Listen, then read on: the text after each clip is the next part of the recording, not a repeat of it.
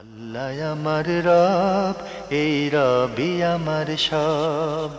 দামে দামে তন মনে তারি অনুভব। তোমার দুনিয়াতে আমি যেদিকে তাকাই, অথই নিয়ামতে ডুবে আছি সবাই। পাক পাখালির গানে শুনি তসবি কলরব, তসবি কলরব। আল্লাহ আমার রব, এই রবি আমার সব। আসসালামু আলাইকুম, আলহামদুলিল্লাহ, আসসালাতু ওয়াসসালাম আলা রাসূলিল্লাহ। প্রিয় দর্শক, আপনারা যারা দেশে আছেন প্রবাসে, সবাইকে জানাই অনেক অনেক প্রীতি ও শুভেচ্ছা। শুরু হলো এনটিভি আয়োজিত এবং লাভ হলো নিবেদিত জুমাবারের লাইভ অনুষ্ঠান আপনার জিজ্ঞাসা। আপনাদের সাথে আছি আমি জানুল আবেদিন আজাদ। আর আপনাদের মনে জাগা প্রশ্নের জিজ্ঞাসার সরাসরি জবাব দিচ্ছেন বিশিষ্ট আলেম ডক্টর মোহাম্মদ সাইফুল্লাহ। আসসালামু আলাইকুম ওয়া রাহমাতুল্লাহি ওয়া বারাকাতুহু। প্রিয় দর্শক, আমাদের আজকের প্রাসঙ্গিক আলোচনার বিষয় এহসান। চলুন তাহলে জিজ্ঞাসার আলোকিত ভুবনে আমরা প্রশ্ন নিচ্ছি। আসসালামু আলাইকুম। প্রিয় দর্শক, পরিচয় দিয়ে প্রশ্ন করুন।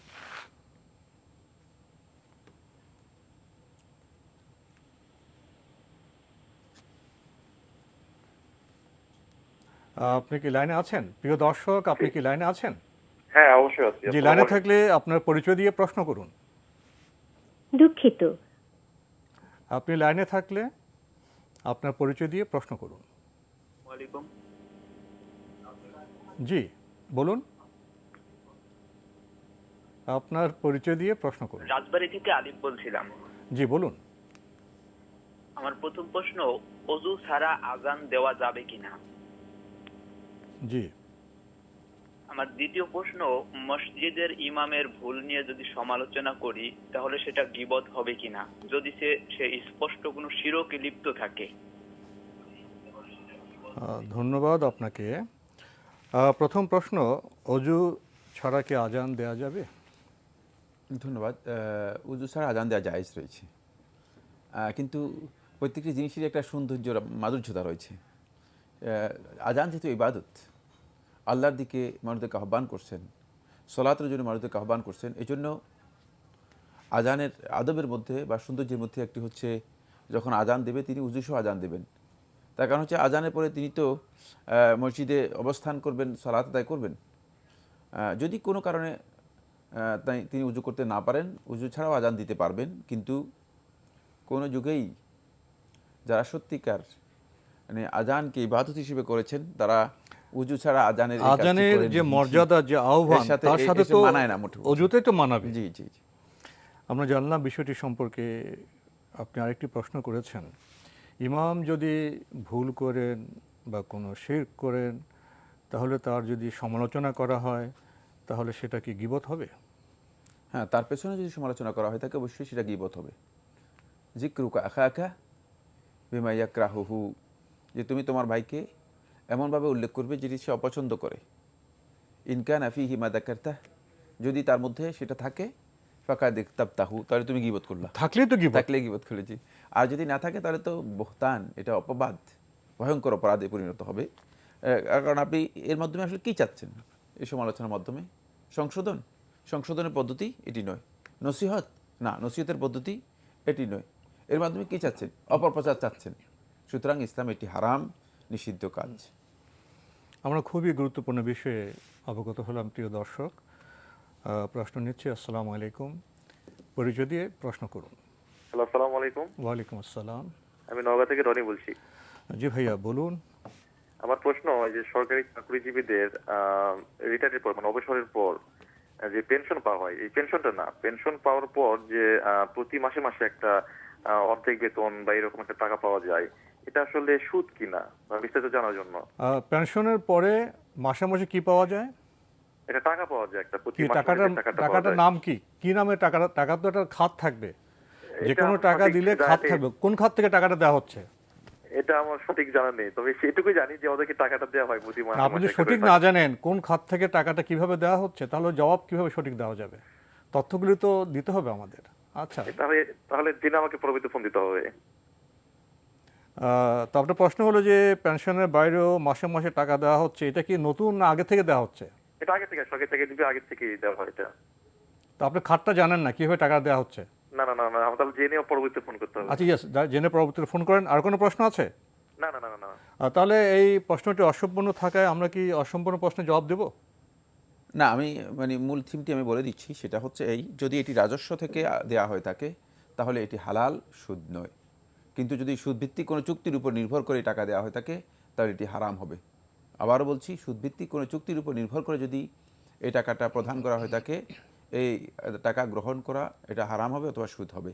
কিন্তু আমার মনে হচ্ছে আমরা যতটুকু জানি ততটুকু যে এটি সরকারি রাজস্ব থেকে, যেহেতু দীর্ঘদিন পর্যন্ত যারা সরকারি চাকরি করে থাকে তাদেরকে অনেকটা সরকারের পক্ষ থেকে সাপোর্ট হিসেবে সাবসিডির মতোই দেওয়া হয়ে থাকে। প্রিয় দর্শক, আপনি সম্পূর্ণ তথ্য জেনে যদি আবারও প্রশ্ন করেন তাহলে আমাদের পক্ষে সম্ভব হবে পরিপূর্ণ জবাব দেওয়া। আমরা প্রশ্ন নিচ্ছি। আসসালামু আলাইকুম, প্রিয় দর্শক, পরিচয় দিয়ে প্রশ্ন করুন। আমার নাম, আসসালামু আলাইকুম। ওয়ালাইকুম আসসালাম। আমি ওই খোকন বলছিলাম পাবনা থেকে। জি ভাইয়া বলুন। আমি মানে করোনার এই কিছুদিন আগেও আমি জুম্মার নামাজে যেতাম, কিন্তু এখন এই করোনার কারণে জুম্মা যেতে পারতেছি না। এতে কি পাপ হবে? ধন্যবাদ আপনাকে, প্রশ্ন তো পেয়েছেন। জি, জুমার সালাত যদি আপনি আশঙ্কার কারণে যেতে না পারেন তাহলে আপনার গুনাহ হবে না। কিন্তু বর্তমানে আমরা যতটুকু জানি যে অনেকটা জুমার সালাতের বিষয়ে শিথিল করা হয়েছে। সেক্ষেত্রে যদি আপনি সতর্কতা অবলম্বন করে জুমার সালাতে অংশগ্রহণ করেন, যেটাকে স্বাস্থ্যবিধি বলা হচ্ছে, স্বাস্থ্যবিধি যদি আপনি অনুসরণ করে জুমার সালাতে অংশগ্রহণ করেন সেটা আপনার জন্য উত্তম হবে। কিন্তু তারপর আশঙ্কা রয়ে গিয়েছে, আশঙ্কাকে সামনে রেখে যদি কেউ জুমার সালাতে অংশগ্রহণ না করেন তাহলে এর জন্য তিনি গুনাহগার হবেন না, তবে তিনি অবশ্যই ফরজ জোহরের সালাত আদায় করবেন। ফরজ জোহরের সালাত অবশ্যই আদায় করতে হবে। আমরা জানলাম বিষয়টি সম্পর্কে। আমরা প্রশ্ন নিচ্ছি। আসসালামু আলাইকুম, প্রিয় দর্শক, পরিচয় দিয়ে প্রশ্ন করুন। ওয়ালাইকুম আসসালাম। হুজুর, আমি গিয়াসউদ্দিন বলছি বনানী থেকে। জি ভাইয়া বলুন। হুজুর, আমি বলছিলাম যে সুদী ব্যাংকে চাকরি করা তো যাবে না, আপনারা আলেমওলামা নিষেধ করছেন, ঠিক আছে, কিন্তু সুদী ব্যাংকে চাকরি করে সেই টাকাতে মসজিদ মাদ্রাসায় অনেকে দিচ্ছে, সেটা নাও কি জায়েজ হচ্ছে? এটাই আর কি। ধন্যবাদ। ধন্যবাদ আপনাকে। আপনি বলছেন যে সুদী ব্যাংকে কাজ করা জায়েজ নয়, তারা সেই ব্যাংকে যারা কাজ করছেন তাদের উপার্জিত অর্থে যদি মসজিদ মাদ্রাসা দান করেন সেটা কি জায়েজ হবে? মসজিদ মাদ্রাসা দিতে কোনো বাধা নেই, ইসলামী শরীয়তে কোনো নিষেধাজ্ঞা নেই। তাকে প্রথম সুদী ব্যাংক থেকেই নিজেকে প্রত্যাহার করতে হবে, হারাম থেকে তাকে উঠিয়ে আনতে হবে। এখন হারাম এর কারণে মানে তার পুরা সম্পদটাই সে হারাম কাজে ব্যয় করবে, কোনো হালাল কাজে ব্যয় করবে না, এই বক্তব্য একেবারে ইসলামী শরীয়তে একেবারে মিসগাইডেড বক্তব্য, পথভ্রষ্ট বক্তব্য। খুব ভালো করে খেয়াল রাখতে হবে যে এখন সেই লোক তার উপার্জনটা কোনো কারণে মানে হারাম প্রক্রিয়ায় হচ্ছে, কিন্তু উপার্জনের পরে সেটাকে ব্যবহারও করবে হারাম কাজে। এই কথা আপনি কোত্থেকে পেয়েছেন? তাহলে এর অর্থ হচ্ছে মানে এর মিনিংটা হচ্ছে এই যে আমি তাকে ভালো কাজ করতে প্রতিবন্ধকতা তৈরি করতেছি, তাকে আমি সুদের বিপক্ষে অবস্থান নিচ্ছি না, আমি অবস্থান নিচ্ছি এখানে কোথায়, যাতে করে সে মাদ্রাসায় মসজিদে দান না করে। না, এই কাজটি ইসলামী শরীয়তের মধ্যে সঠিক নয় এবং এই কনসেপ্ট একেবারেই বিভ্রান্ত পথভ্রষ্ট বক্তব্য। বিষয়টি কি এরকম, আল্লাহ তো আমরা কিভাবে উপার্জন করলাম তার জবাব দিয়ে করতে হবে, কোন পথে ব্যয় করলাম তার জবাব দিয়ে করতে হবে। এখন উপার্জন যদি খারাপ পথে করি এটা তো একটা খারাপ কাজ, জবাব দিয়ে করতে হবে। এখন যদি আপনার ব্যয়টাও মন্দ পথে করি তাহলে তো আবার জবাব দিয়ে করতে হবে। এই বিষয়টা আমরা অনেকে বুঝতে পারি না, ফলে আমরা ভালো কাজ করার বিপক্ষে দাঁড়িয়ে যাই। মানে এই প্রশ্নটাই হচ্ছে ভালো কাজের বিপক্ষে, কিন্তু ওনাকে মানে সুদীর কাজ থেকে মানে ইয়ে করার জন্য আমরা বলতে পারি যে আপনি তো মসজিদ মাদ্রাসা দান করছেন, ভালো কাজ করছেন, কিন্তু ওই সুদ থেকে ফিরে আসুন। জি, আমাদের ইতিবাচক দৃষ্টিভঙ্গিতে সংস্কারের কাজ করতে হবে। প্রিয় দর্শক, আমরা বিষয়টি স্পষ্টভাবে উপলব্ধি করলাম। প্রশ্ন নিচ্ছি। আসসালামু আলাইকুম, পরিচয় দিয়ে প্রশ্ন করুন। ওয়ালাইকুম আসসালাম ওয়া রাহমাতুল্লাহ। আসসালামু আলাইকুম। ওয়ালাইকুম আসসালাম। আমি চিটাং থেকে বলতেছি, তো আমার নাম রুনা। জি বলুন। ওই যে ম্যাচ হওয়ার পর যে আপনার করা হয়, নামাজ পড়া যায়, ওই প্যান্ট পরে কি নামাজ পড়া যাবে? আমরা আপনাকে স্পষ্ট বুঝতে পারছি না, আপনি একটু ধীরে প্রশ্নটা আবার রিপিট করুন তো। ধীরে বলুন। আমি বলছি যে ধর ম্যাচ হয় মেয়েদের, তাই তো? জি, মায়েদের ম্যাচ হয় না মহিলাদের, ও হ্যাঁ, জি জি, হ্যাঁ, ওই সালোয়ার পরে কি নামাজ পড়া যাবে? পেয়েছেন প্রশ্নটি? না, আপনি তো মিন্সের কথা বলছেন না, জি জি, মেয়েদের মাসিক হয় হয় না, এই তো, ওইটার কথা বলছি। তো সে মাসিক পরে সালোয়ার পরে, সালোয়ার তো পবিত্র না। জি জি। ধন্যবাদ আপনাকে। মানুষের মাসিক হয়, জি, মাসিক- সালোয়ার পরা ছিলেন, তো সেটা যদি পবিত্র থাকে, না, এর মধ্যে যদি কোনো কারণে নাজাসাত লেগে যায় তাহলে এই সালোয়ার পরে সালাত আদায় করলে হবে না। নাজাসাত পরিষ্কার করতে হবে, ধুয়ে নিতে হবে। আর যদি কোনো নাপাকি না লাগে, মানে কোনো ব্লাড অথবা অন্য কিছু না লাগে, তাহলে এতে সালাত আদায় করতে কোনো ধরনের নিষেধ নেই। আমরা জানলাম বিষয়টি সম্পর্কে। প্রিয় দর্শক, প্রশ্ন নিচ্ছি। আসসালামু আলাইকুম, পরিচয় দিয়ে প্রশ্ন করুন। লাইনে আছেন? জি জি, লাইনে আছি। জি, আপনার পরিচয় দিয়ে প্রশ্ন করুন। জুর, আমি জানতে চাচ্ছি যে আমার এক ফ্রেন্ড, জি আমি মিরপুর থেকে, আমার নাম ফারুক। জি বলুন। আমার এক ফ্রেন্ড ব্যবসায়ী নবপুরি। তো সে আমাকে বলতেছিল, দোস্ত টাকা পয়সা থাকলে কিছু দেয়, আমি বিজনেসে ব্যবহার করি। তো আমি বললাম, তো আমাকে লাভ প্রফিট কিছু দিবে না? বললো যে হ্যাঁ। তো আমি কি কিভাবে দিব? বললো যে তুই লাখে 2,000 টাকা করে নি। তা আমি কি এগুলো তো আবার সুদের পর্যায়ে পড়ে যাবে না? সে বললো, সুদের পর্যায়ে কেন? আমি কি ব্যবসা করতেছি, আমি কি ব্যবসা করি তো তোকে লাভের টাকা থেকে দিব। আমি তার লাভের অর্ধেক অংশ দিয়ে বা যে কোনো একটা অংশ দিয়ে বলতেছে, লাভেরই তো অংশ দিচ্ছি, লাভ কত হবে এটা তোর হিসাব দেওয়া দরকার কি? আমি তো লাভ না করে কি তোকে টাকা দিবেন কিনা? এখন এই প্রেক্ষিতে এর সাথে আমি টাকা পয়সা লেনদেন করলে যে সে আমাকে প্রফিট দিবে বলতেছি বিজনেস থেকে। আপনি ব্যবসায় বিনিয়োগ করতে আপনাকে বলা হয়েছে, আপনি চুক্তি করতে চাচ্ছেন, তিনি চুক্তি না করে বলছেন তোমাকে আমি থোক মাসে 2,000 টাকা দেবো, এই তো প্রশ্নটি। হ্যাঁ, জি। ধন্যবাদ আপনাকে। সে বলছে, পেয়েছেন তো আমি প্রশ্ন? তাকে বললাম যে এটা তো যে আপনার বিষয়টা আমরা পেয়েছি, আপনাকে অনেক ধন্যবাদ। হ্যাঁ, এখানে কথা হচ্ছে যে থোক বরাদ্দের কথা বলা হচ্ছে বা থোক দেওয়ার কথা বলা 2,000 হচ্ছে, টাকা মাসে দেবে। এটা সঠিক নয়। এটাকে লাভ সুনির্দিষ্ট করতে হবে। লাভের কতটুকু আপনি পাবেন, মানে চুক্তিটা সেখানে হতে হবে, লাভের কতটুকু আপনি পাবেন, কত অংশ পাবেন? হ্যাঁ, কত অংশ পাবেন, সেটা আপনার নির্দিষ্ট থাকতে হবে। কারণ আপনাকে যদি নির্দিষ্ট করে দেওয়া হয় যে এত টাকা আপনাকে দেবে, যদি তার লাভ না হয় থাকে তাহলেও সে দিতে বাধ্য হবে। আর লাভ বেশি এটা- বেশি আর হলেও এটা- এটা দিবে। হ্যাঁ, এটা সুদি প্রক্রিয়া। এই প্রক্রিয়া থেকে বেরিয়ে আসতে হবে। ইসলামী প্রক্রিয়া হচ্ছে, যদি আপনি শেয়ারে মানে ব্যবসায় অংশগ্রহণ করেন, তাহলে এই শেয়ারিং পদ্ধতি হবে, যদি কেউ অর্থ দিয়ে অংশগ্রহণ করে থাকে, তিনি লাভ এবং লস দুইটাই গ্রহণ করবেন। আর লাভের কতটুকু তিনি পাবেন সেটি সুনিশ্চিত লোকসানের থাকতে কতটুকু হবে। পাবেন সেটা চুক্তিবদ্ধ থাকতে হবে। জি, সুনিশ্চিত থাকতে হবে। জি, চুক্তি করতে হবে, সেখানে সুনিশ্চিতভাবে বিষয়গুলো বর্ণিত থাকতে হবে। প্রিয় দর্শক, আমরা জানলাম। প্রশ্ন নিচ্ছে। আসসালামু আলাইকুম, পরিচয় দিয়ে প্রশ্ন করুন। আসসালামু আলাইকুম। ওয়ালাইকুম আসসালাম। আসসালামু আলাইকুম। আমরা আপনাকে শুনতে পাচ্ছি, সালামের জবাব দিয়েছি, আপনার পরিচয় দিয়ে প্রশ্ন করুন। আমি মোহাম্মদ ইকরামুল হক, গোপালগঞ্জ থেকে প্রশ্ন করছি। জি বলুন।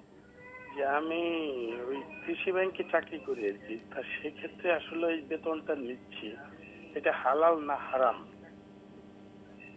আপনি কৃষি ব্যাংকে চাকরি করছেন, এখন আপনার উপার্জন হালাল না হারামই তো না? জি জি। একটি প্রশ্ন আছে ভাইয়া, কৃষি ব্যাংক কি সুদি ব্যাংক, সুদের ভিত্তিতে কাজ করে? আসলে আমাদের ব্যাংকে তো সব কাজই করতে হয়, মাঝে মাঝে ধরেন বিভিন্ন আমার কাজে প্রশ্ন করতে হয়। সুস্পষ্ট, কৃষি ব্যাংকে কি সুদের ভিত্তিতে কাজ করে? হ্যাঁ হ্যাঁ করে, কিছু ঋণ দেয়। ধন্যবাদ কিছু ঋণ আপনাকে। দেয়। পেয়েছেন তো প্রশ্ন? হ্যাঁ, প্রশ্ন পেয়েছি। এই ভাই কৃষি ব্যাংকে চাকরি করে থাকেন, কৃষি ব্যাংকের সমস্ত লেনদেন সুদভিত্তিক। সুতরাং প্রশ্নই আসে না ইসলামী শরীয়তে সুদের কোনো কাজের সাথে সম্পৃক্ত হওয়া। জাবির ইবনে আব্দুল্লাহ রাদিয়াল্লাহু আনহু বর্ণনা করেন, সহিহ মুসলিম হাদিসের মধ্যে এসেছে, রাসূলুল্লাহ সাল্লাল্লাহু আলাইহি ওয়াসাল্লাম ইরশাদ করেছেন, লা'নাল্লাহু আকিলার রিবা ওয়া মুকিলাহু ওয়া কাতিবাহু ওয়া শাহিদাইহি, যে আল্লাহ তাআলার অভিশাপ আকিলার রিবা, যে সুদ খায়, ওয়া মুকিলাহু, যে সুদ দেয়, ওয়া কাতিবাহু, এবং যে সুদের লিখার সাথে জড়িত রয়েছে, ওয়া শাহিদাইহি, এবং সুদের যে ব্যক্তি সাক্ষ্য হয়ে থাকে। কোনো কোনো রাওয়ায়াতের মধ্যে এসেছে ওয়াহুম ফি যালিকা সাওয়া, তারা এই সব ক্ষেত্রে সমান অপরাধী। কোনো কোনো রাওয়ায়াতের মধ্যে ওয়াহুম ইযা ইয়ালামুনা যালিকা, যদি তারা এটা জানে তাহলে অবশ্যই সমান অপরাধী। সুতরাং এই কাজটি ইসলামী শরীয়তের মধ্যে কোনোভাবেই বৈধ বা সঙ্গত নয়। আমরা জানলাম বিষয়টি সম্পর্কে। প্রিয় দর্শক, প্রশ্ন নিচ্ছি। আসসালামু আলাইকুম, পরিচয় দিয়ে প্রশ্ন করুন। ওয়ালাইকুম আসসালাম, আমি আব্দুল্লাহ দুলাল ঢাকা থেকে বলছি। জি ভাইয়া বলুন। আমার প্রশ্ন হলো, আমরা যখন জামাতে নামাজ পড়ি একজন মুক্তাদির কি কি করণীয় এই জিনিসটি যদি একটু পরিষ্কার করে বলেন। যখন ইমাম সাহেব সুনির্দিষ্ট প্রশ্ন করেন জি, অনেক ভাইয়া রয়েছে। মুক্তাদি কি করণীয়, এটা তো অনেক বড় প্রশ্ন। আপনার কি সুনির্দিষ্ট কোনো প্রশ্ন আছে? কোন ক্ষেত্রে মুক্তাদি কি করবে, এরকম কোনো নির্দিষ্ট প্রশ্ন? জি জি জি জি বলুন। আমি আমি আমি আমি সালাতে জামাতে দাঁড়ালাম, আমি কি আলহামদুলিল্লাহ সূরা আমি কি পড়বো, তারপরে কি সূরার পরে আরেকটা সূরাও কি আমি পড়বো যখন আস্তে আস্তে ইমাম সাহেব কেরাতগুলি পড়ে, আর যখন জুড়ে পড়বেন তখন আমি কি করবো, মানে এই বিষয়গুলি আমার একটু জানা ধন্যবাদ আপনাকে। উনি বলছেন যখন ইমামের পেছনে নামাজ পড়বেন তখন ফাতিহা পড়বেন, অন্য সূরা পড়বেন। ইমাম যখন মানে আওয়াজ ছাড়া পড়বেন তখন কি করবেন, যখন আওয়াজ করে পড়বেন তখন কি করবেন? ধন্যবাদ। মুক্তাদি ইমামের পেছনে যখন সালাত আদায় করবেন তিনি সূরাতুল ফাতিহা পড়বেন। ইমাম যখন কেরাত নীরবে পড়বে অথবা সরবে পড়বে, দুই অবস্থায় তিনি সূরা ফাতিহা পড়বেন। সূরা ফাতিহা পড়াটি সালাতের রুকন, সালাতের অপরিহার্য একটি অংশ। সুতরাং সূরা ফাতিহা ছাড়া সালাত হয় না, এই মর্মে আল্লাহ রাসূল সাল্লাল্লাহু আলাইহি ওয়াসাল্লামের অসংখ্য সহিহ হাদিস সাব্যস্ত হয়েছে। তাই সূরা ফাতিহা তিনি পড়বেন, বাকি অন্য কোনো সূরা পড়ার প্রয়োজন নেই। ইমামের পেছনে বাকি অন্য কোনো সূরা আপনি পড়ার প্রয়োজন নেই, শুধুমাত্র সূরা ফাতিহা আপনি পড়বেন। যেহেতু রাসূলুল্লাহ সাল্লাল্লাহু আলাইহি ওয়াসাল্লাম হাদিসের মধ্যে, সহিহ বুখারী হাদিসের মধ্যে এসেছে, লা সালাতা লিমান লাম ইয়াকরা বিফাতিহাতিল কিতাব, যে ব্যক্তি সূরা ফাতিহা পড়ল না তার সালাত নেই। লা সালাতা, তার এটা সালাতই নয়। রাসূল সাল্লাল্লাহু আলাইহি ওয়াসাল্লাম এটাকে সালাত স্বীকার করেননি, তো ইসলামী শরীয়তের পরিভাষায় এটাকে সালাতই বলা হয়নি। সুতরাং এখান থেকে বোঝা যাচ্ছে যে সূরা ফাতিহা মুক্তাদি পড়বে, ইমাম সাহেব এর পেছনে সেই কেরাত তিনি নীরবে পড়ুক অথবা সরবে সজোরে আওয়াজ করে পড়ুক। বিষয়টি সম্পর্কে আমরা জানলাম। প্রিয় দর্শক, প্রশ্ন নিচ্ছি। আসসালামু আলাইকুম, পরিচয় দিয়ে প্রশ্ন করুন। আসসালামু আলাইকুম, আমি কি বলে নর্দা থেকে আরিফুল ইসলাম বলছিলাম, ঢাকা নর্দা থেকে। জি বলুন। যে আমি প্রশ্ন করতে চাচ্ছি হচ্ছে সরকারি যেসব সঞ্চয়পত্র আছে ওই সঞ্চয়পত্রগুলো একটা আমি দেখেছি যে মুনাফা ভিত্তিক একটা সঞ্চয়পত্র আছে, তো সেটা যদি আমি ইনভেস্ট করি সেখানে, সেটা কি হালাল কি হারাম হবে? ধন্যবাদ আপনাকে। আপনি বলছেন সরকারের সঞ্চয়পত্র আপনি একটি দেখেছেন যেটা মুনাফা ভিত্তিক সঞ্চয়পত্র, সেখানে ইনভেস্ট করলে কি হালাল হবে না হারাম হবে? প্রশ্ন করেছেন মুনাফা ভিত্তিক যে সঞ্চয়পত্র রয়েছে সেটা কি সুদের ভিত্তিতে, পলিসিটা কি? মানে সুদকে আপনি ইন্টারেস্ট লেখেন, মুনাফা লেখেন, লভ্যাংশ লেখেন, ইউজারি লেখেন অথবা সুদ লেখেন, যেটাই লেখেন না কেন সেটা সবগুলোর মিনিং এক। এমনকি মানে যদি এটাকে আপনি মনে করেন যে লাভ, তাহলেও এটার মিনিং এক। মানে এগুলো মূল মানে যেই অর্থ বোঝায় সেটা হচ্ছে অতিরিক্ত মানে কোনো অর্থ গ্রহণ করা, যে ইনভেস্ট রয়েছে ইনভেস্টের অতিরিক্ত কোনো অর্থ গ্রহণ করা, এটা মানে এটাকেই মূলত সুদ বলা হয়, এটাকে অতিরিক্ত বলা হয়, এটাকে মুনাফা বলা হয়, এটাকে লভ্যাংশ বলা হয়, এটাকে ইউজারি বলা হয়। বাকি এর পলিসিটা কি, পলিসির উপর নির্ভর করবে সেটা কি সুদ নাকি সুদ নয়, মানে পদ্ধতিটা কি, পদ্ধতিটা কি, কোন পলিসিতে তিনি এটি নিচ্ছেন, সেখানে আপনার কাছে স্পষ্ট হতে হবে। সঞ্চয়পত্রের পলিসি যদি সুদভিত্তিক হয় তাহলে অবশ্যই সেটি হারাম হবে, যদিও সেখানে মুনাফা অথবা লভ্যাংশ উল্লেখ করা হয়ে থাকে। আমরা জানলাম বিষয়টি সম্পর্কে। প্রিয় দর্শক, প্রশ্ন নিচ্ছি। আসসালামু আলাইকুম, পরিচয় দিয়ে প্রশ্ন করুন। আসসালামু আলাইকুম, আমি ঢাকা থেকে আজ বলতেছিলাম। জি বলুন। আমার প্রশ্নটা হচ্ছে মৃত ব্যক্তিকে স্বপ্নে দেখলে কি হয়? ধন্যবাদ আপনাকে। স্বপ্নের বিষয়ে আমরা তো এখানে আলোচনা করব না। ধন্যবাদ আপনাকে। আপনি স্বপ্নের তাবির এই বিষয় এবং নামের অর্থ এই দুটি আমরা এখানে আলোচনা করি না। তবে যেহেতু আপনি হঠাৎ করে প্রশ্নে ঢুকে গিয়েছেন, আমরা বলে দিচ্ছি এর মাধ্যমে আপনার হয়তো কোনো কল্যাণ হতে পারে, এদিকে ইঙ্গিত বহন করে। আমরা জানলাম প্রিয় দর্শক, ডক্টর সাইফুল্লাহ ঠিকই বলেছেন, সঙ্গত কারণে আমরা নামের অর্থ বলতে চাই না এবং স্বপ্নের তাবির করি না, তাহলে আমরা জীবন ঘনিষ্ঠ প্রশ্নে যেতে পারবো না। ওই দুটি বিষয়ে কথা বলতে গেলেই আমাদের সময় সব শেষ হয়ে যাবে। প্রিয় দর্শক, এ বিষয়ে আশা করি আপনারা সামনে সচেতন থাকবেন। আমরা প্রশ্ন নিচ্ছি। আসসালামু আলাইকুম, পরিচয় দিয়ে প্রশ্ন করুন। আমি চিটন থেকে বলতেছি, শারমিন। জি বলুন। আচ্ছা, আমার প্রশ্নটা হয়েছে কি, মানে এই যে স্বামী স্ত্রী সহবাসের পরে হ্যাঁ যে ফরজ গোসলটা করতে হয়, হ্যাঁ আমার প্রচন্ড ঠান্ডা সমস্যা, ব্রঙ্কাইটিস আছে আমার একদম, মানে সূর্য ওঠার ভর দুপুর বেলায় গোসলটা করতে হয়। তা আমি মানে ফজরের নামাজটা বেশিরভাগটা আমি পড়তে পারি না, গোসল মাথা শুকায় না, ঠান্ডা লেগে যায় এমনি আমার। তো সেক্ষেত্রে আমি বলতেছি গোসলের মানে যেরকম অজুর তায়াম্মুম আছে, গোসলের কি এরকম কোনো তায়াম্মুম আছে? ধন্যবাদ আপনাকে। বিষয়টি পেয়েছেন তো না? পেয়েছি, কিন্তু আপনার জন্য তেমন বৈধ নয়। আপনাকে অবশ্যই গোসল করতে হবে এবং আপনাকে সেই ম্যানেজমেন্ট নিজের জন্যই তৈরি করতে হবে। জি, যে গরম পানির হয় গরম সেটার ব্যবস্থা করবেন। পানি এগুলো এখন আমার মনে হয় আমরা এখানে বলে দেওয়ার প্রয়োজন আছে, আপনি মনে করেন? এই মশালাটা এখানে জিজ্ঞেস না করাটাই ছিল বাঞ্ছিত, এটি অবাঞ্ছিত মশালা। আপনি যেন ক্ষতি না হয় সেক্ষেত্রে আপনি ব্যবস্থাপনা নেন, গরম পানির ব্যবস্থা জি। করতে পারেন। আমরা জানলাম বিষয়টি সম্পর্কে। প্রিয় দর্শক, আমরা প্রশ্ন নিচ্ছি। আসসালামু আলাইকুম, পরিচয় দিয়ে প্রশ্ন করুন। আসসালামু আলাইকুম, আমি মোহাম্মদ জগলুল কবির ধানমন্ডি থেকে বলছিলাম। জি। ইসলামে ঘুষ যেটা, সুদের কথা তো কোরআন শরীফেও হয়তো আছে, কিন্তু ঘুষ সম্বন্ধে কিছু বলা আছে কিনা? আমি যতটুকু দেখি যে আমাদের সমাজ ব্যবস্থা ধ্বংসের মূল কারণ এই ঘুষ। এই ঘুষ খাওয়ার কারণে পুরো সমাজ ব্যবস্থা ধ্বংস হয়ে যাচ্ছে। আপনি ব্যাখ্যা করছেন, আপনার মূল প্রশ্ন বোধ হয় এটাই যে ঘুষ সম্পর্কে ইসলামে কিছু বলা আছে কিনা, এই তো? ঘুষ কি সুদের চেয়েও তো খারাপ মনে হয় আমার কাছে। ধন্যবাদ আপনাকে। আমাদের বিশ্লেষণের প্রয়োজন নেই। আপনি বলছেন, যেটা প্রশ্ন করেছেন সেটা হলো এরকম যে ঘুষ সম্পর্কে ইসলামে কিছু বলা আছে কিনা। ধন্যবাদ। ইসলামে ঘুষ সম্পর্কে বিস্তারিত আলোচনা রয়েছে। ঘুষের মানে যত দিক আছে সবগুলো আলোচনা করা আছে। আপনি কেন মানে এই বিষয় সম্পর্কে আপনার জানা নেই জানি না। আল্লাহ সুবহানাহু ওয়া তাআলা একেবারে স্পষ্ট করেছেন কোরআন কারীমের মধ্যে, বলেছেন ওয়ালা তাকুলু আমওয়ালাকুম বাইনাকুম বিল বাতিল, যে তোমরা পরস্পরের মাঝে অন্যায়ভাবে মানে অবৈধ প্রক্রিয়ায় তোমরা কারো সম্পদ ভক্ষণ করো না। আর অবৈধ প্রক্রিয়ায় সম্পদ ভক্ষণ করার একটি পদ্ধতি হচ্ছে ঘুষ, ঘুষের মাধ্যমে। এই জন্য আল্লাহ সুবহানাহু ওয়া তাআলা এটি পূর্ববর্তী যত উম্মাহ ছিল সমস্ত উম্মাহ নিষেধ করেছেন। ওয়া আকলিহিমুস সুহত, তাদেরকে নিষেধ করা হয়েছে যাতে করে তারা অন্যায়ভাবে ঘুষ প্রক্রিয়া মাধ্যমে মানুষের টাকা ভক্ষণ না করে, মানুষের অর্থ আত্মসাৎ না করে, গ্রহণ না করে। এরপর রাসূলুল্লাহ সাল্লাল্লাহু আলাইহি ওয়াসাল্লাম হাদিসের মধ্যে বলেছেন যে লাআনা আল্লাহু আর-রাশি ওয়াল মুরতাশি কিলাহুমা ফিন আর-রাশি ওয়াল মুরতাশি ওয়ার রাইশু বাইনাহুমা ফিন নার।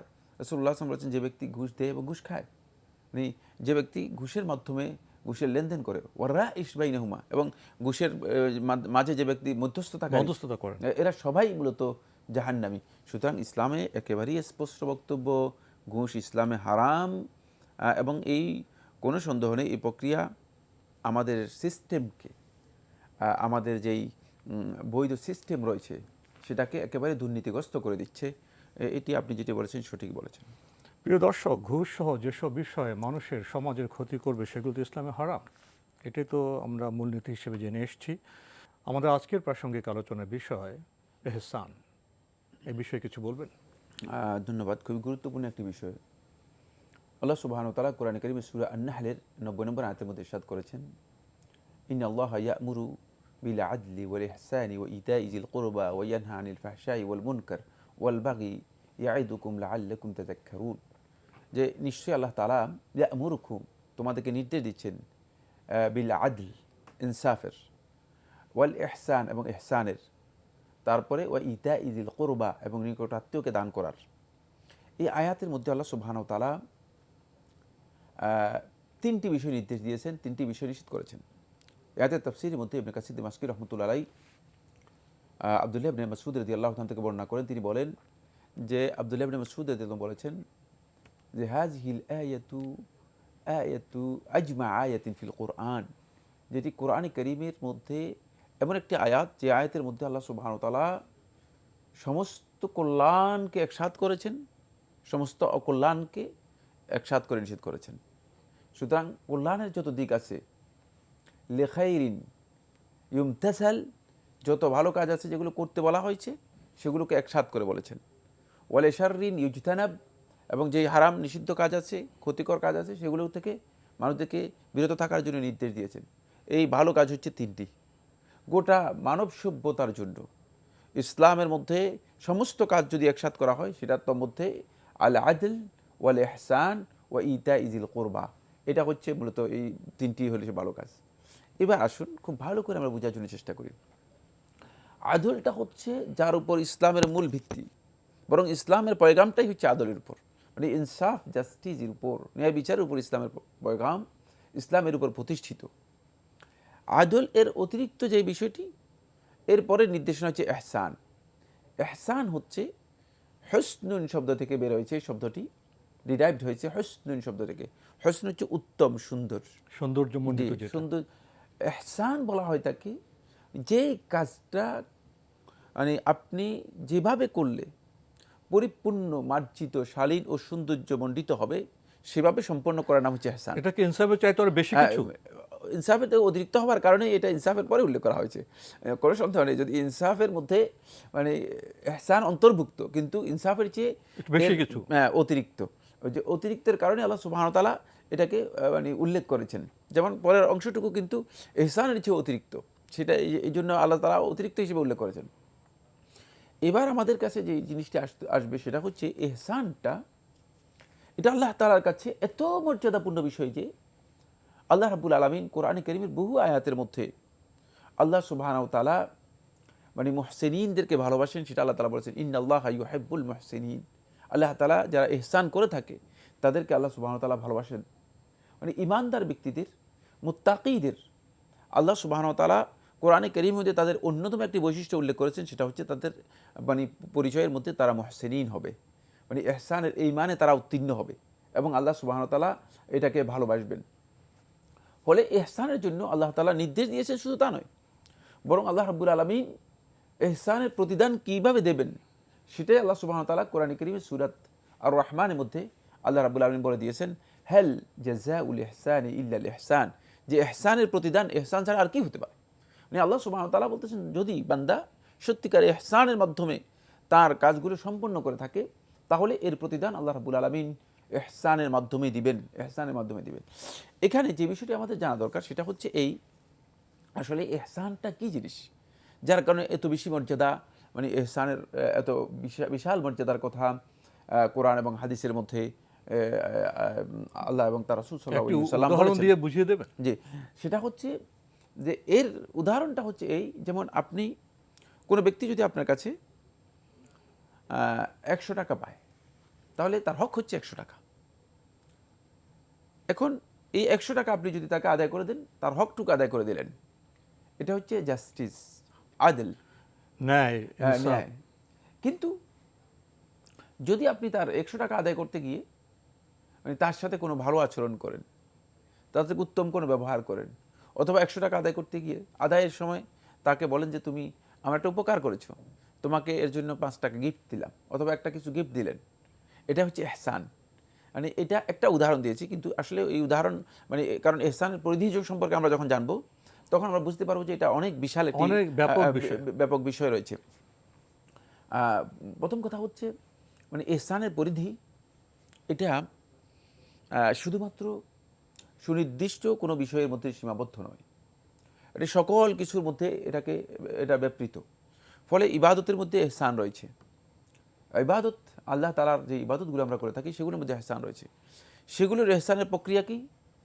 জিবরিল আমিন আলাইহিস সালাতু ওয়াস সালাম আল্লাহ রাসূল সাল্লাল্লাহু আলাইহি ওয়াসাল্লামকে জানিয়ে দিয়েছেন, হাদিসের মধ্যে এসেছে যে এর প্রক্রিয়া হচ্ছে আন তা'বুদাল্লাহা কাআন্নাকা তারাহ ফাইন লাম তাকুন তারাহু ফাইন্নাহু ইয়ারাক, যে তুমি আল্লাহ তাআলা ইবাদত করবে এমনভাবে যে কাআন্নাকা তারাহ, যে মনে হচ্ছে যে তুমি আল্লাহকে দেখতেছো। মানে এমন এক মানে ইবাদতের এমন এক মানে মনোসংযোগে যাবে, এমন এক অবস্থানে যাবে যে অবস্থানে সে মনে করবে যে সে সরাসরি আল্লাহ তাআলাকে দেখতেছে। এই ধরনের পর্যায়ে উত্তীর্ণ হতে হবে। মানে মনোযোগের কোন পর্যায়ে গেলে আর ইবাদতের মধ্যে নিজেকে কত বেশি মানে নিমগ্ন করলে সে ব্যক্তি এই পর্যায়ে উত্তীর্ণ হতে পারবে, এটা হচ্ছে ইবাদতের ক্ষেত্রে। দ্বিতীয় পর্যায়ে হচ্ছে ফাইন লাম তাকুন তারাহ, যদি তুমি আল্লাহ তাআলাকে দেখতে না পাও তাহলে ফাইন্নাহু ইয়ারাক, মানে তোমার পর্যবেক্ষণে আসতে হবে যে আমি যার সামনে দাঁড়িয়েছি তিনি আমার এই রব আল্লাহ রাব্বুল আলামিন, তিনি আমাকে প্রত্যক্ষ করতেছেন, দেখতেছেন। মানে ইবাদতের এই মান হচ্ছে মূলত ইহসানের মান। এটা শুধুমাত্র ইবাদতের ক্ষেত্রে। ইবাদত ছাড়া আপনার প্রত্যেকটি ক্ষেত্রেই ইবাদতের পরে দ্বিতীয় যে স্টেজটি সেটা হচ্ছে পরিধি, সেটা হচ্ছে আল কাউল, কথা। কথার মধ্যে বান্দাগণকে আল্লাহ সুবহানাহু ওয়া তাআলা কি বলেছেন কোরআনে কারীমের মধ্যে? কথার জন্য আল্লাহ তাআলা দুটি আয়াত আলাদা করে দিয়েছেন, ওয়াকুলু লিন-নাসি হুসনা, যখন মানুষের জন্য কথা বলবে, দেখেন ইহসান শব্দটা এখানে এসেছে, ওয়াকুলু লিন-নাসি, তখন মানুষের সাথে তোমরা মানুষের জন্য কোনো কথা বলবে, হুসনা, যেটা উত্তম, মানে সেই উত্তম কথাটুকু বলবে। এরপরে অন্য আয়াতের মধ্যে আল্লাহ সুবহানাহু ওয়া তাআলা বলেছে ওয়াকুলু কাওলান সাদীদা, তোমরা যখন কথা বলবে তখন কথাটা বলবে যে সঠিক কথা যেটা সেটা বলবে, মানে ভুল এলোমেলো কথা যেগুলোর মধ্যে ভুল আছে এমন কথা তোমরা বলবে না। ওয়াকুলু কাউলান সাদীদা, কথা বলবে কাউলান সাদীদা, একেবারে সঠিক কথা বলবে যেটা তোমাদের। আর যদি কোনো কারণে নির্বোধ লোক হয়, মানে কোনো কারণে এমন লোকের সাথে পড়ে গিয়েছেন যেই লোকের আড্ডায় মানে আপনি কথা বলার মতো সুযোগ নেই, তাহলে আল্লাহ তাআলা বলছেন মানে ওয়াকালু সালামা, বলবে যে সালাম, সালাম দিয়ে গেলাম, সালাম গেলাম। তো এই পর্যায়ে এখানে আমরা আরও আপনার থেকে এই বিষয়ে জানার চেষ্টা করব। প্রিয় দর্শক, আমরা দেখছিলাম এনটিভি আয়োজিত এবং লাভুল নিবেদিত অনুষ্ঠান আপনার জিজ্ঞাসা। এখন আমরা প্রশ্ন নিচ্ছি, পরিচয় দিয়ে প্রশ্ন করুন।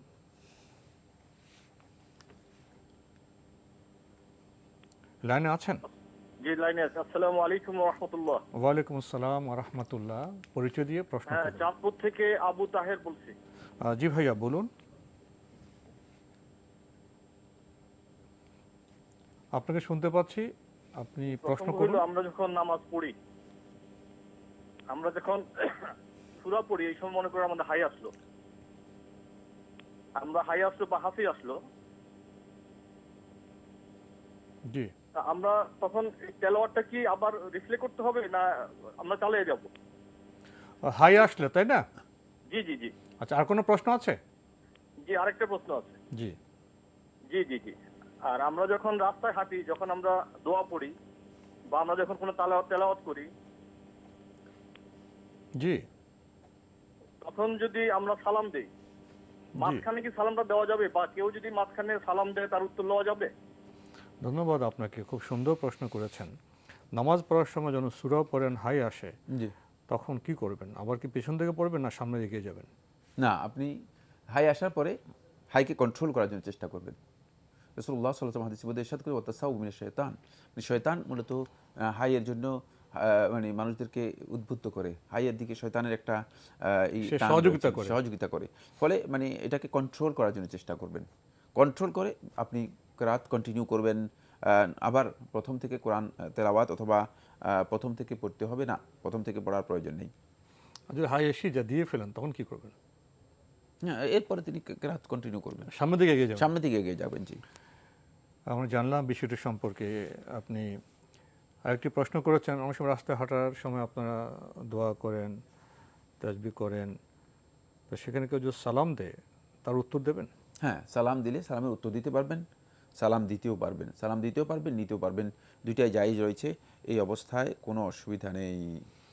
আমরা জানলাম বিষয়টি সম্পর্কে। প্রিয় দর্শক, প্রশ্ন নিচ্ছে। আসসালামু আলাইকুম, পরিচয় দিয়ে প্রশ্ন করুন। লাইনে আছেন? আসসালামু আলাইকুম। ওয়ালাইকুম আসসালাম, আপনার পরিচয় দিয়ে প্রশ্ন করুন। আমি মোহাম্মদ ফরিদউদ্দিন, নাটোর থেকে। জি বলুন, প্রশ্নটি করুন। আমার প্রশ্ন হচ্ছে, এই যে নামাজের মধ্যে যে অনেকেই বলে যে ইমাম সাহেব যখন জোরে তেলাওয়াত করে, ফরজ নামাজে ইমাম সাহেব যখন জোরে তেলাওয়াত করে তখন মুক্তাদির নাকি সূরা ফাতিহা পড়া লাগবে না। আর কোনো প্রশ্ন আছে? হ্যাঁ, আবার বলে যে এই বিষয়টা আমরা পেয়েছি। আছে। আর কোনো প্রশ্ন আছে? আজকে আপাতত একটাই। ধন্যবাদ আপনাকে। এই বিষয়ে তো আমরা একটু আগে জবাব দিয়েছি, অনুমোদন পরে এসে যুক্ত হয়েছেন, প্রশ্ন তো পেয়েছেন। প্রশ্ন পেয়েছি। প্রথম কথা হচ্ছে, তিনি বলেছেন, কেউ কেউ বলেন যে সূরা ফাতিহা মুক্তাদি পড়া লাগবে না। লাগবে না মর্মে রাসূলুল্লাহ সাল্লাল্লাহু আলাইহি ওয়াসাল্লাম কোনো বক্তব্যই আসেনি। এক। ২ নম্বর বিষয় হচ্ছে, মুক্তাদি সূরা ফাতিহা পড়বে, একাধিক সহিহ হাদিস দ্বারা প্রমাণিত হয়েছে। আর এই মাসআলার মধ্যে আলেমদের দ্বিমত আছে। যারা এই দ্বিমত বা অন্য একটা স্কুল অফ থটের বক্তব্য দিচ্ছেন, এটা একটা অভিমত। এই অভিমতটি দুর্বল। কোরআন এবং হাদিসের যেই নির্দেশনা রয়েছে, এই নির্দেশনার আলোকে এটা দুর্বল অভিমত। সুতরাং কেন আপনি আপনার সলাৎটাকে দুর্বল অভিমতের উপর ভিত্তি করবেন? খুব ভালো কথা, সংগত একটা যুক্তি দিতে হবে যে আপনার অভিমতটা গ্রহণ যখন করবেন তখন দুর্বল একটা ভিত্তির উপর নির্ভর করে কেন আপনি আপনার সলাত আদায় করবেন? আপনার সলাৎ তো হতে হবে একটা শক্তিশালী অভিমতের উপর, যেখানে রাসূলুল্লাহ সাল্লাল্লাহু আলাইহি ওয়াসাল্লামের সহিহ হাদিস থেকে অগণিত সহিহ হাদিস থেকে প্রমাণিত হচ্ছে যে সলাৎ হবেই না। সেখানে আপনি কি কারণে মানে কারো একটা ইজতিহাদের উপর নির্ভর করে, এটা ইজতিহাদ, আলেমদের সম্মান করব আমরা, আলেমদের বক্তব্য তো ইখতিলাফ রয়েছে, ইজতিহাদ রয়েছে, সেটা সম্মানযোগ্য বক্তব্য যে লাগবে না। কিন্তু কেন আপনি এটাকে ভিত্তি করবেন একটা দুর্বল বক্তব্যের উপর? প্রশ্নই আসে না। দুর্বল বক্তব্যের উপর ভিত্তি করার কোনো প্রয়োজন নেই, কারণ আপনি সালাত আদায় করতেছেন আল্লাহর সন্তুষ্টির জন্য। সুতরাং সেক্ষেত্রে আপনার এর নির্ভরতা হতে হবে শক্তিশালী বক্তব্যের উপর, তাহলে আপনি আপনার সালাতটাকে যথাযথভাবে আদায় করতে পারলেন। অন্যথায় কনফিউশন থেকে যাবে। কনফিউশন তো যাবে না, কারণ অধিকাংশ ওলামায়ে কেরাম বলেছেন সালাত হবে না, আর কয়েকজন আলেম বলেছেন সালাত হয়ে যাবে। তাহলে কনফিউশনটা থেকে গেল কিনা? অবশ্যই কনফিউশন থেকে যাবে। সুতরাং এই কনফিউশন থেকে বের হওয়ার জন্য আপনি সূরা ফাতিহা পড়ুন, এটাই হচ্ছে বিশুদ্ধ বক্তব্য। এবং এ ব্যাপারে অধিকাংশ আহলে তাহকিক মাহকিক ওলামায়ে কেরামগণ এভাবেই সুপারিশ করেছেন। আমরা বিষয়টি সম্পর্কে জানলাম। প্রিয় দর্শক, প্রশ্ন নিচ্ছি। আসসালামু আলাইকুম, পরিচয় দিয়ে প্রশ্ন করুন। ওয়ালাইকুম সালাম। আমার কাছে কিছু টাকা আছে। জি জি। আমার দুইটা মেয়ে আছে, কিন্তু আমার হাজবেন্ড গার্মেন্টসে চাকরি করে, 15,000 টাকা বেতন পায়। আমার হইলো রুম ভাড়াই আমার 12,000 টাকা পড়ে। কিন্তু আমি আমি একটু টেলারি কাজ করি, এই হিসাবে যে কিছু টাকা আমি জমাইছি। আমার দুইটা মেয়ে আছে, তাদের বিয়ে শাদী দেওয়ার জন্য, বা আমি এটা কোনো সুদেও লাগাই নাই বা ব্যাংকেও রাখি নাই, কেন আমার ঘরে রাখছি, যেমন আমার কোনো আত্মীয় স্বজনে না জানে, এই সিস্টেমে করে আমি ঘরে রাখছি। তখন কি এটার কোনো কিছু দিতে হবে বা কিছু করতে হবে? মানে জাকাত দিতে হবে কিনা? হ্যাঁ, এটা কি কোনো যে ইয়ার সময় এটা ইয়াটিয়া দেয় না, জাকাত টাকাত দেয় না, এই সিস্টেমে কি কিছু করতে জি জি হবে? জি, ধন্যবাদ আপনাকে। আপনার প্রশ্নটি আপনি ব্যক্ত করার চেষ্টা করেছেন। কিছু টাকা আছে, জি জি। ওনার স্বামী গার্মেন্টসে চাকরি করেন, মানে অবস্থা খুব ভালো না, তো উনি পাশাপাশি টেলারিংয়ে কাজ করেন, কিছু টাকা জমিয়েছেন এবং আত্মীয় স্বজন কাউকে জানানোর জন্য, না জানে এই লক্ষ্য হলে টাকা জমাচ্ছেন দুই মেয়ের বিয়ের জন্য। এখন এই টাকার উপর কি জাকাত হবে? হ্যাঁ, যদি নেশাব পরিমাণ থাকে এবং 1 বছর যদি আপনার কাছে থাকে এই টাকা, তাহলে আপনাকে অবশ্যই জাকাত দিতে হবে। নেশাব 70,000 থেকে 80,000 টাকা হলে নেশাব পরিমাণ হয়ে যাবে। আর এই নেশাব পরিমাণ টাকা যদি আপনার কাছে 1 বছর থাকে, তাহলে অবশ্যই আপনাকে এখান থেকে জাকাত বের করতে হবে 1 বছর পরে। জি, আমরা জানলাম বিষয়টি সম্পর্কে। প্রিয় দর্শক, প্রশ্ন নিচ্ছি। আসসালামু আলাইকুম, পরিচয় দিয়ে প্রশ্ন করুন। আসসালামু আলাইকুম। প্রিয় দর্শক, আপনি কি লাইনে আছেন? জি জি জি, হ্যাঁ, শুনতে পাচ্ছেন? যে লাইনে থাকলে প্রশ্ন করুন, আপনাকে শুনতে পাচ্ছি, পরিচয় দিয়ে প্রশ্ন করুন। জি হুজুর, আমার প্রশ্ন ছিল, আমরা ছেলেরা কি স্বর্ণের আংটি ব্যবহার করতে পারবো কিনা? ধন্যবাদ আপনাকে। ছেলেরা কি স্বর্ণের আংটি ব্যবহার করতে পারবে? না, ছেলেরা স্বর্ণের আংটি এবং স্বর্ণের কোনো কিছু ব্যবহার করতে পারবে না। স্বর্ণকে রাসূলুল্লাহ সাল্লাল্লাহু আলাইহি ওয়াসাল্লাম হারাম করে দিয়েছেন। একদিন রাসূলুল্লাহ সাল্লাল্লাহু আলাইহি ওয়াসাল্লাম বের হয়েছেন, এক হাতে স্বর্ণ আর এক হাতে রাসূল সাল্লাল্লাহু আলাইহি ওয়াসাল্লাম রেশমি কাপড় নিয়ে এসে বললেন, আল্লাহ তাআলা হাজানি মুহাররামান আলা যুকুরি উম্মতি, আমার উম্মতের পুরুষদের উপর এই দুটি জিনিসকে আল্লাহ রাব্বুল আলামিন হারাম ঘোষণা করে দিয়েছেন। সুতরাং স্বর্ণ এটি হারাম পুরুষদের জন্য, সেটা আংটি হোক অথবা আরও ন্যূনতম কিছু হোক না কেন। আমরা জানলাম বিষয়টি সম্পর্কে। প্রিয় দর্শক, প্রশ্ন নিচ্ছি। আসসালামু আলাইকুম, পরিচয় দিয়ে প্রশ্ন করুন। জি, আমি জাহিদ হাসান বলছিলাম সিরাজগঞ্জ থেকে। জি ভাইয়া, বলুন। আমার প্রশ্ন হচ্ছে, আমি যখন মসজিদে নামাজ পড়তে যাই, তখন আমি দেখলাম যে ইমাম সাহেব রুকুতে চলে গেছে।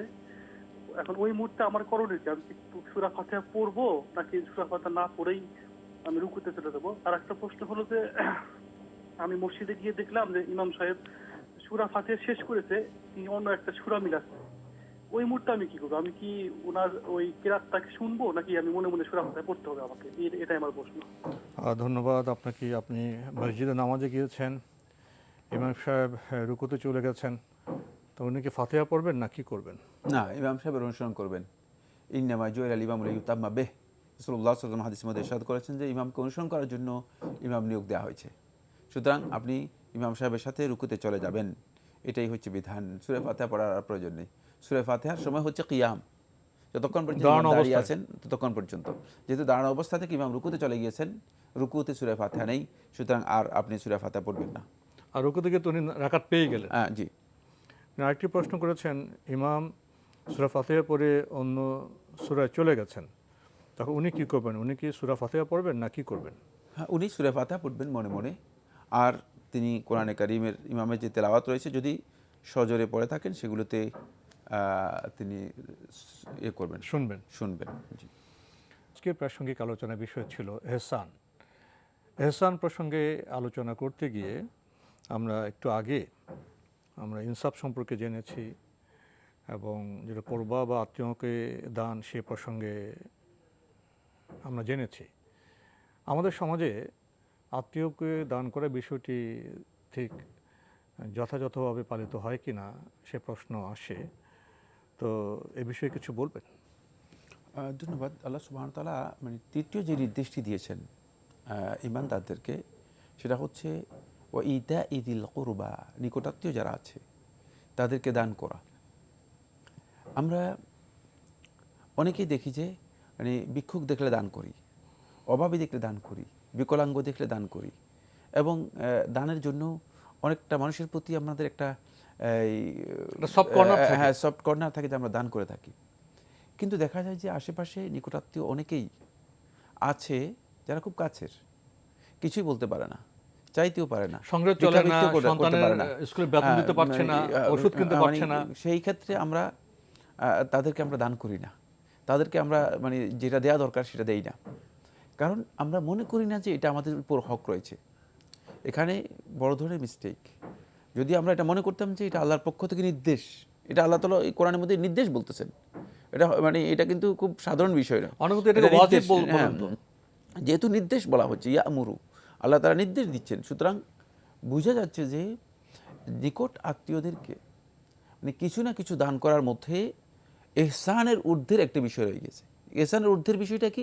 কত বড় মানে ইহসানের ঊর্ধ্বের বিষয়টা হচ্ছে এই যে মানুষের মানবিক যে বন্ধনটুকু রয়েছে, এই বন্ধনের ক্ষেত্রে এটা অনেক বেশি শক্তিশালী করবে বন্ধনটাকে।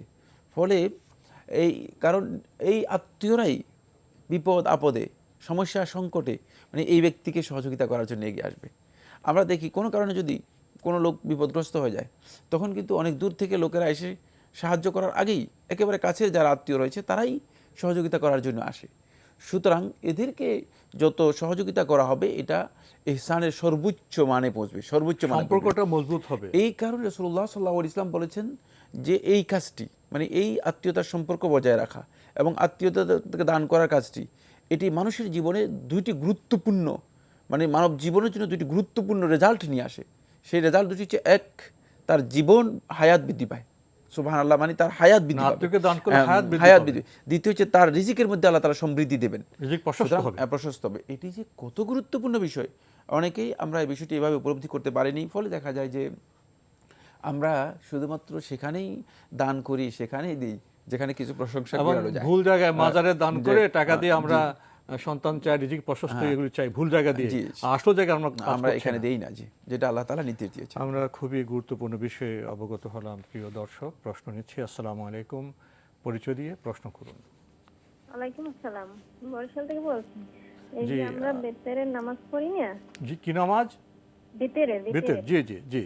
এটা কি সুন্নাত নাকি ওয়াজিব?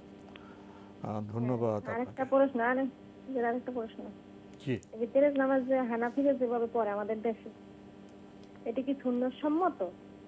এটা পড়লে কি হবে এভাবে আমরা পড়লে? ধন্যবাদ আপনাকে। আপনার প্রথম প্রশ্ন, বেতের নামাজ কি সুন্নাত না ওয়াজিব? বেতের সালাত সুন্নাত না ওয়াজিব, এ নিয়ে আলেমদের মধ্যে দ্বিমত আছে। বিশুদ্ধ বক্তব্য হচ্ছে এটি সুন্নাহ, কিন্তু সুন্নাত মুআক্কাদা, সুন্নাত মুআক্কাদা, গুরুত্বপূর্ণ, অত্যন্ত গুরুত্বপূর্ণ সুন্নাহ। আর হানাফি মাযহাবের উলামায়ে কেরাম এটাকে ওয়াজিব বলেছেন। তাদের কাছে সুন্নাত মুআক্কাদা মূলত ওয়াজিব এর যে স্ট্যান্ডার্ড রয়েছে সেই স্ট্যান্ডার্ডেই তারা ওয়াজিব বলতে মানে যেটাকে বুঝান এটা সুন্নাত মুআক্কাদার স্ট্যান্ডার্ডেই, ওয়াজিব বলতে তারা ফরজকে বুঝান না। সুতরাং এটি মানে পারিভাষিক পার্থক্য, বা এটাকে বলা যেতে পারে যে মানে পরিভাষাগত দিক থেকে একটা পার্থক্য, বাকি একই স্ট্যান্ডার্ড। সুন্নাত মুআক্কাদা জুমহুর উলামায়ে কেরামগণ বলেছেন, আর হানাফি ফকিহগণ বলেছেন যে এটা ওয়াজিব। ওয়াজিবের অর্থ হচ্ছে তারা একথা বুঝিয়েছেন যে এটা গুরুত্ব অনেক বেশি, যেহেতু রাসূলুল্লাহ সাল্লাল্লাহু আলাইহি ওয়াসাল্লাম মুয়াজাবাত করেছেন, নিয়মিত করেছেন, এই জন্য এর গুরুত্ব বোঝানোর জন্য তারা ওয়াজিব শব্দটি ব্যবহার করেছেন, কারণ তারা ওয়াজিব এবং ফরজের মধ্যে পার্থক্য করে থাকেন। আর যারা সুন্নাহ বলেছেন তারা কিন্তু ওয়াজিব এবং ফরজের মধ্যে পার্থক্য করেন না। মানে সুতরাং এই ভাইটাল প্রশ্নে না যাওয়াটাই উত্তম। আপনি মানে ফিকহের এই মানে পরিভাষাগত এই যে বিশাল একটা পার্থক্য উল্লেখ করেছি, এটি অনেকে হয়তো বুঝবেন না।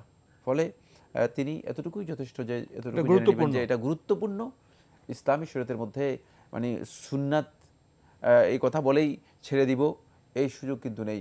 কিছু কিছু সুন্নাহ রয়েছে এত গুরুত্বপূর্ণ যে রাসূলুল্লাহ সাল্লাল্লাহু আলাইহি ওয়াসাল্লাম এই ব্যাপারে সুস্পষ্ট অনেকগুলো সহিহ হাদিস সাব্যস্ত হয়েছে। এটাকে মুস্তাহাব পর্যায়ে মনে করা উচিত হবে না, ওই সুন্নাতের পর্যায়ে মনে করার সুযোগ নেই যে সুন্নাতগুলো কি করা যেতে পারে, ছেড়ে দেওয়া যায়, নিয়মিত ছেড়ে দেওয়া যেতে পারে। জি, উনি আরেকটি প্রশ্ন করেছেন, হানাফি মাযহাবের ভাইয়েরা যেভাবে বিতর পড়েন সেভাবে বিতর পড়লে কি সালাত হবে?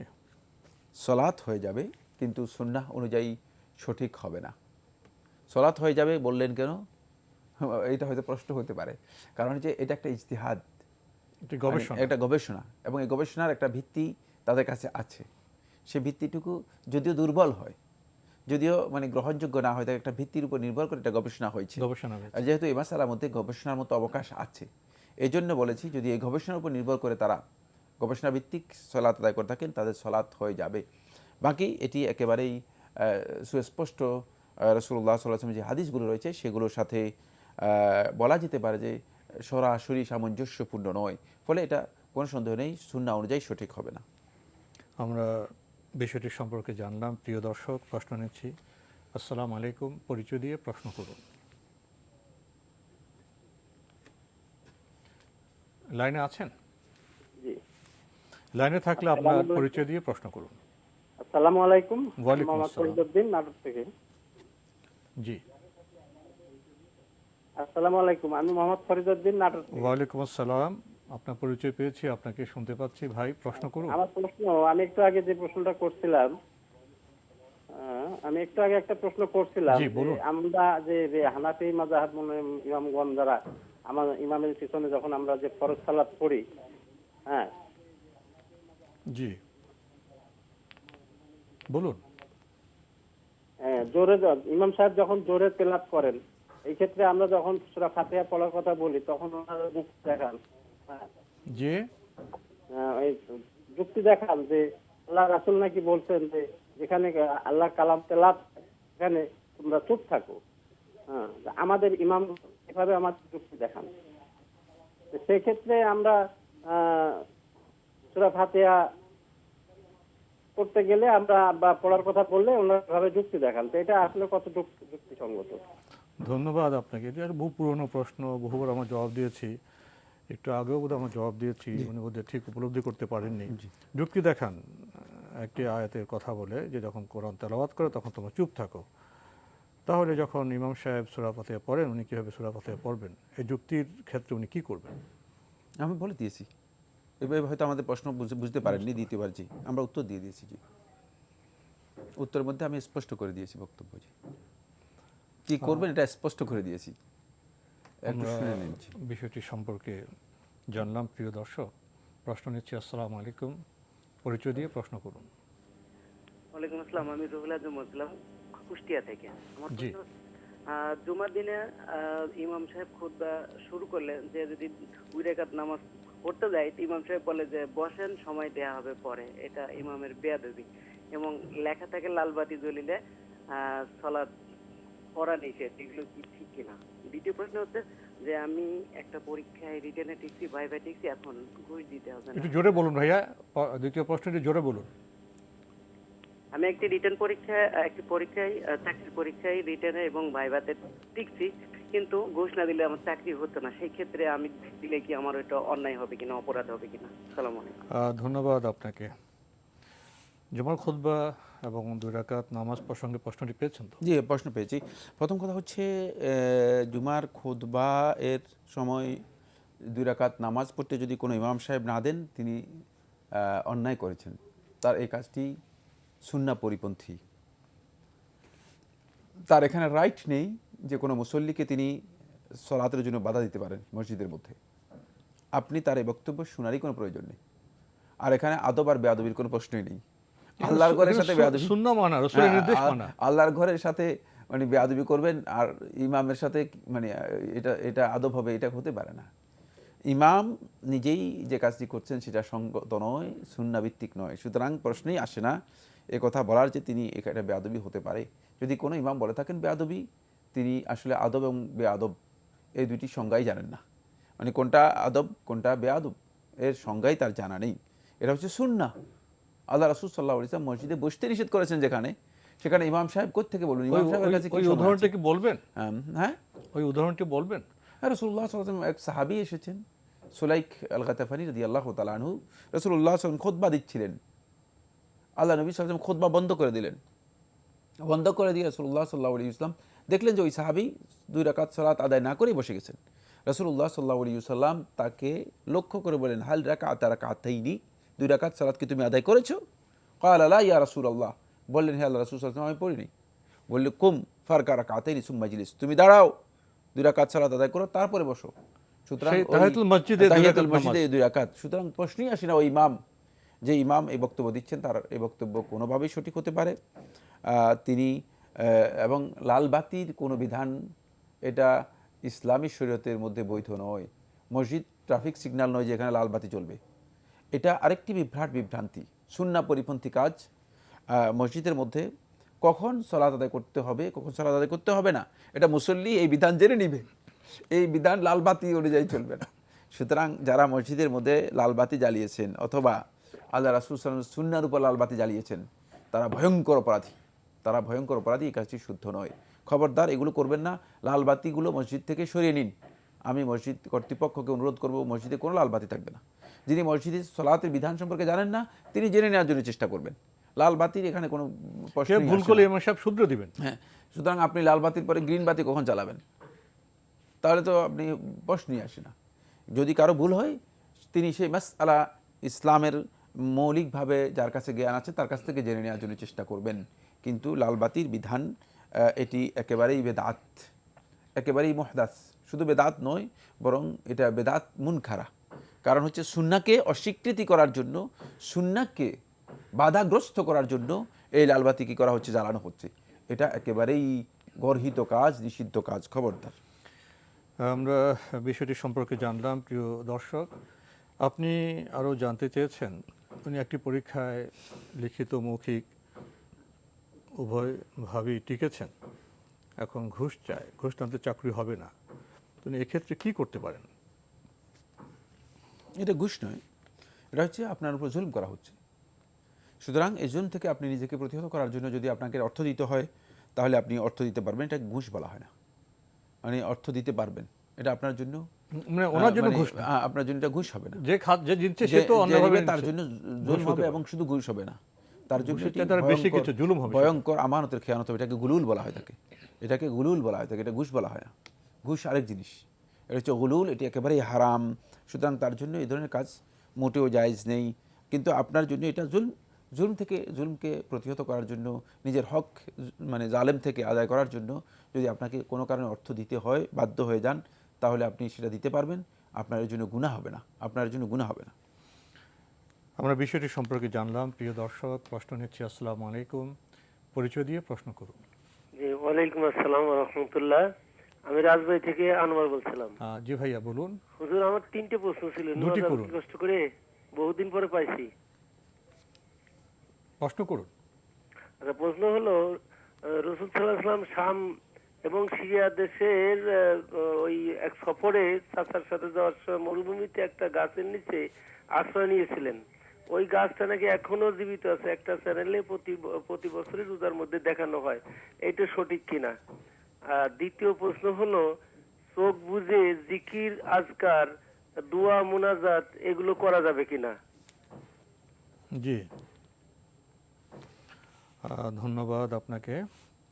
উনি বলছেন কোন চ্যানেলে বলা হয়েছে রাসূল ইসলাম কি শাম বা সিরিয়ায় মরুভূমিতে যাওয়ার সময় একটি গাছের নিচে আশ্রয় নিয়েছিলেন, সেই গাছটি বা বৃক্ষটি এখনো জীবিত আছে, এটা কি ঠিক?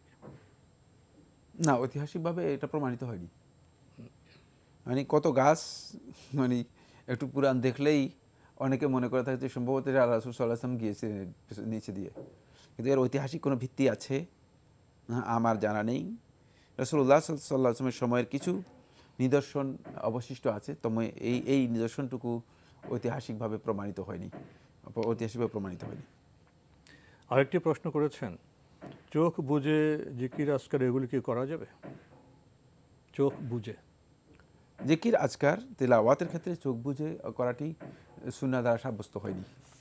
সুতরাং এর জন্য অতিরিক্ত কোনো ফজিলত আছে, অতিরিক্ত কোনো মর্যাদা আছে মনে করলে তাহলে তিনি ভুল করবেন, অথবা এটা বেদাতে রূপান্তরিত হতে পারে।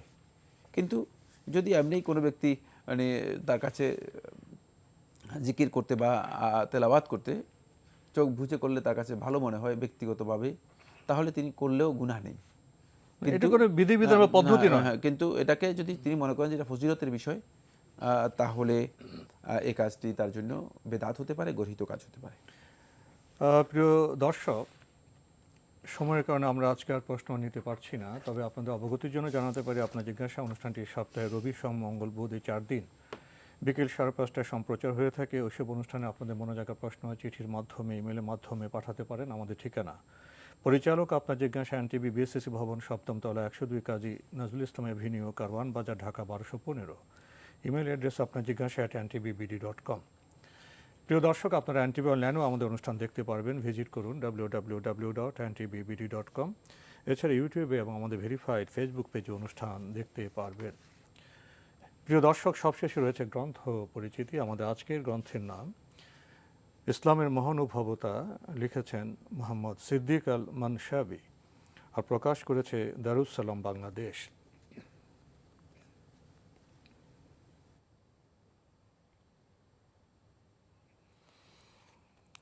ইসলামের মহানুভবতা এই গ্রন্থটির অনুবাদ করেছেন জুবায়ের হোসেন রাফিকি। দীর্ঘ সূচি রয়েছে গ্রন্থের। রাসূল সাল্লাল্লাহু আলাইহি ওয়াসাল্লামের সহনশীলতা দেখে ইহুদি আলেমের ইসলাম গ্রহণ, এক ইহুদিকে অপবাদ থেকে বাঁচাতে ওহী নাজিল, হেদায়েতুর রহমত হিসেবে আমি প্রেরিত, আল্লাহ তোমাকে একটা পথ খুলে দিবেন, আমাদের ধর্মে প্রতারণা নেই, আমি সাক্ষ্য দিচ্ছি আপনি একজন নবী, আমাদেরকে ক্ষমা করুন, তাকেও ক্ষমা করুন, তুমি কি মানুষকে ধ্বংস করে দিলে? আরও চমৎকার সব বিষয় রয়েছে ইসলামের মহানুভবতা এই গ্রন্থে। এই গ্রন্থটির মূল্য 200 টাকা। কেউ যদি গ্রন্থটি পেতে চান টেলিফোনে যোগাযোগ করতে পারেন 01715819869। আমি আবারও বলছি 01715819869। ইসলামের মহানুভবতা, যদি সংক্ষেপে কিছু বলতেন। ইসলামের মহানুভবতা এটি অত্যন্ত গুরুত্বপূর্ণ একটি বিষয়। ইসলাম মানুষকে উদার হতে শিক্ষা দিয়েছে, মহানুভব হতে শিক্ষা দিয়েছে। তাই আমরা যদি সত্যিকার নিজেদের এই উদারতার পথ অবলম্বন করতে না পারি, তাহলে আমরা অন্যদের প্রতি আমাদের ধারণা হবে সংকীর্ণ, অন্যদের প্রতি আমাদের ধারণা হবে খারাপ। সেখানে সামাজিকভাবে, নৈতিকভাবে এবং পারস্পরিক সম্পর্কের ক্ষেত্রে আমাদের বড় ধরনের ঘাটতি তৈরি হবে, বিদ্বেষ তৈরি হবে, হিংসা তৈরি হবে, শত্রুতা তৈরি হবে এবং প্রতিহিংসামূলক আচরণ আমাদের মধ্যে ব্যাপকতা লাভ করবে। ফলে এই ধরনের বিষয়গুলো আমাদের ঈমানদার ব্যক্তিদের জানা উচিত। কারণ আমরা যারা অনেক মাল্টি কালচারাল সমাজে বসবাস করে থাকি, অনেকগুলো কালচার যেখানে প্র্যাকটিস করা হয় থাকে, সেখানে ঈমানদার ব্যক্তিদের দৃষ্টিভঙ্গিতে যতক্ষণ পর্যন্ত মানে একটু উন্মোচিত দিগন্ত নিয়ে আমরা চিন্তা না করব, ততক্ষণ পর্যন্ত আমরা আসলে সৌন্দর্য প্রতিষ্ঠা করতে পারবো না। আমাদের নিজেদের জীবনের সৌন্দর্য আসবে না এবং অন্যদের সাথে আমাদের আচরণগত সৌন্দর্য আসবে না। এজন্য নিজের দিগন্তটাকে আরেকটু এটাকে প্রসারিত করতে হবে। যে শুধুমাত্র একদিকে তাকালে মানে একরোখা হলে চলবে না। তো আজকে আমাদের এখানে শেষ করতে হচ্ছে। আপনাকে অনেক ধন্যবাদ। আপনাকে অশেষ ধন্যবাদ। প্রিয় দর্শক, ইসলামে সংকীর্ণতা নেই, আছে মহানুভবতা। তবে এটাকে নির্ভর করে আমরা ইসলামকে কতটা জানতে পারলাম। ইসলামকে আমরা যদি ক্ষুদ্রভাবে জানি, আমরা ক্ষুদ্র হব, আমাদের আচরণ ক্ষুদ্র হবে। আর ইসলামের যে পরিচয়, সে পরিচয় তো আল্লাহ দিয়েছেন। আল্লাহ তো মহানুভব, তার সৃষ্টির দিকে তাকালেই, সৃষ্টি বৈচিত্র্যের দিকে তাকালেই আমরা উপলব্ধি করতে পারব। আর ইসলামের নবী তো কোনো সম্প্রদায়ের জন্য আসেননি, তিনি রাহমাতুল্লিল আলামিন। যিনি রাহমাতুল্লিল আলামিন হবেন, সমগ্র মানব জাতির জন্য, সৃষ্টি জগতের জন্য যিনি রহমত, তিনি সংকীর্ণ কিভাবে হবেন প্রশ্ন জাগে। তাহলে বিভিন্ন সম্পর্ক সূত্রে যখন কোনো মুসলিম নামধারী সংকীর্ণ, হঠকারী বা উগ্র আচরণ করেন, সেটা কি ইসলামের দোষ, ইসলামের নবীর দোষ, না সেই ব্যক্তির দোষ? আসুন, ইসলামকে আমরা জানি, জানার মাত্রা যত বাড়াবো আমরা আলোকিত হব, আমাদের হৃদয় সম্প্রসারিত হবে, আমাদের আচরণ সৌরভে মণ্ডিত হবে। আল্লাহ সুন্দর, তিনি সৌন্দর্যকে পছন্দ করেন। তাহলে আমাদের সৌন্দর্যে মণ্ডিত হতে, মহানুভব হতে বাধা কোথায়? এ প্রশ্ন রেখে আজকের অনুষ্ঠান শেষ করছি। প্রিয় দর্শক, মহান আল্লাহ আমাদের সবাইকে নিরাপদে রাখুন, রাখুন শান্তিতে। আসসালামু আলাইকুম। আল্লাহ আমার রব, এই রবি আমার সব, দামে দামে তুন মনে তারি অনুভব। আল্লাহ আমার রব, এই রবি আমার সব।